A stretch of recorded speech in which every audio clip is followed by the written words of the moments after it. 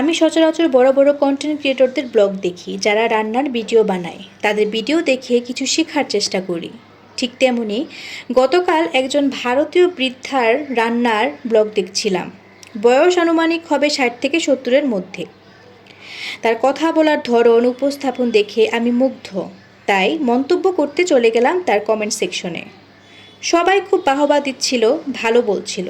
কিন্তু চোখ পড়ল একটি কমেন্টে। একজন মধ্যবয়স্ক মানুষ, সে কমেন্টটা করেছে খুবই ব্যঙ্গাত্মক এবং নিন্দার বাক্যে।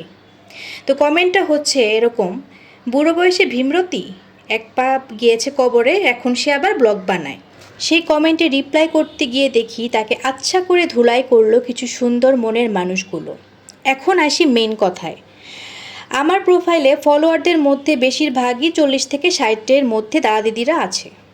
তাদের ব্লগ আমার ভালোই লাগে এবং আমি দেখি এবং আমি মন্তব্য করি। কিন্তু যারা এমন মন্তব্য করেন যে বুড়ো বয়সে ভিডিও বানালে কি হবে, এক পা তো গেছে কবরে, এখন কেন এই তামসা শুরু করেছে, তাদের উদ্দেশ্যে একটি কথা বলি। আপনি যা করতে পারছেন না তা যদি না মানতে পারেন বা মন মানসিকতা না থাকে মানার, তাহলে আপনার এই সোশ্যাল মিডিয়া থাকার দরকার নেই। আপনি টিভি সিরিয়াল দেখে দেখে বয়স পার করে দেন এবং টুক করে একদিন মরে যান। আপনার জীবনে কোনো উদ্দেশ্য না থাকতে পারে, কিন্তু যে চেষ্টা করছে তাদের পিছু টানবেন না। পাখা দেখলেই কাটার স্বভাব বাদ দিন, মন পবিত্র করুন এবং দেখুন সবই সুন্দর মনে হবে আপনার কাছে।